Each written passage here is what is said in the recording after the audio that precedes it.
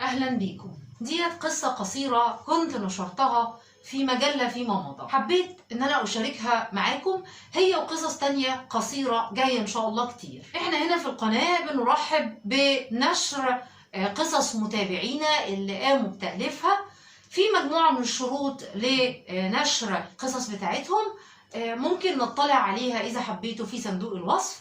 طبعا إذا عجبتكم القصة يا ريت ما ننساش إن احنا نحط عليها لايك ونسيب تعليق لطيف. ودلوقتي أسيبكم مع القصة.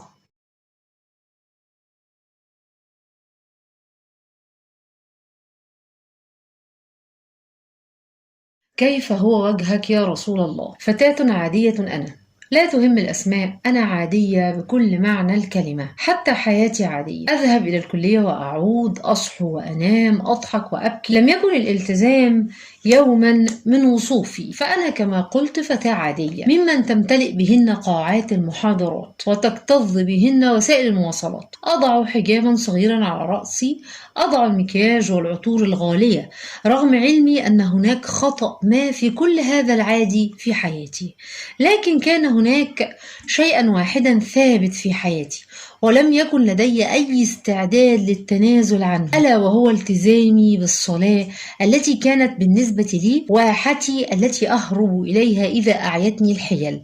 كثيرا ما نظر لي أساتذتي في الجامعة باستغراب وأنا أطلب الإذن للصلاة أثناء المحاضرات. كنت أعرف أن سبب التعجب أنني كما يقولون متبرجة، لكن من قال أن للمخطئ بابا آخر غير باب الله ليلجأ إليه. مرت الأيام على نفس الوتيرة حتى جاء يوم ليس ككل الأيام غير مجرى حياتي. كان يوما من أيام سبتمبر، حيث لا شيء هناك سوى الاستعداد لبداية عام جديد من أعوام الدراسة المتشابهة، إلا أن ما حدث في ذلك اليوم 11 سبتمبر كان شيئا غير مألوف. دخلت المنزل فرأيت أبي وأمي كما هو الحال أمام التلفاز، لكن هذه المرة أمام قناة إخبارية، وقد بدا على وجهيهما مزيج عجيب من الأسى والذنب والحزن. لم أسأل عما يجري، فأنا بطبعي أحب أن أعرف بنفسي، لا أحب الأسئلة.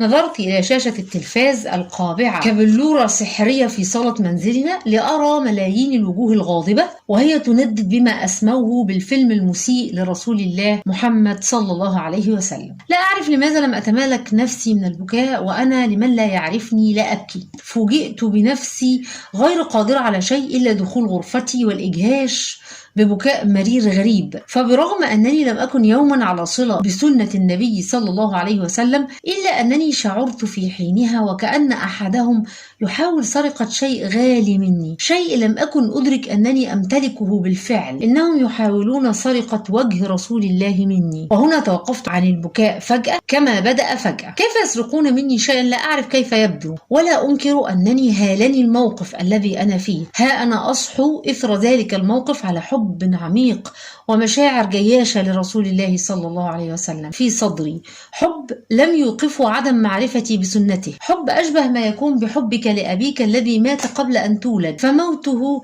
لا ينفي عنك حبك له حتى ولو لم تره، حتى ولو لم تقل ذلك كل يوم. كيف استطاع هذا الحب أن يكون ساكنا صدري رغم عدم قيامي بأبسط حقوقه علي؟ أن أعرف كيف يبدو. قمت من فوري وأنا أغالب دموعي إلى جهاز الكمبيوتر في ركن حجرتي وأنا أبعد دموعي عن صفحة وجهي بشيء من العصبية.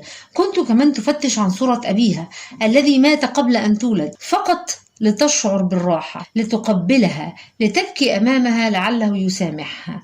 وبالفعل وصلت لما أردت، وعندما استقرت أمامي الصفحة التي حملت أوصافه المهيبة كانت عيناي لا تترك حرفا إلا وحفرته في صدري ركنا من أركان صورته الغالية التي كانت غائبة عني.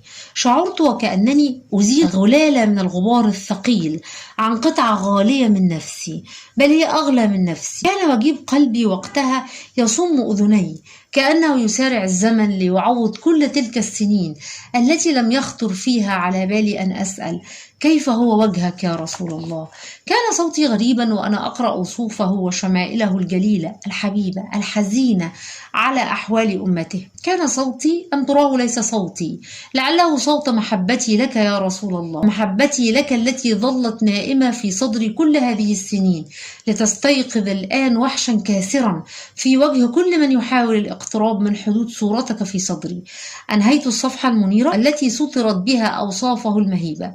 كانت دموعي آنذاك أقرب إلى جدول طاهر اغتسلت فيه روحي من أدران الدنيا، كانت ومضة ساطعة البياض في جدول أيامي، وعرفت وقتها أنني لن أعود أبدا كما كنت، لن أعود تلك الفتاة العادية. من قال أن من ازدان قلبه بحب أشرف الخلق صلوات ربي وسلامه عليه إنسان عادي. نعم، كنت ومثيلاتي أناسا عاديين، لكنني لم أعد واحدة منهن، فقد عرف قلبي طريقه إلى سنة أحب خلق الله إلى الله.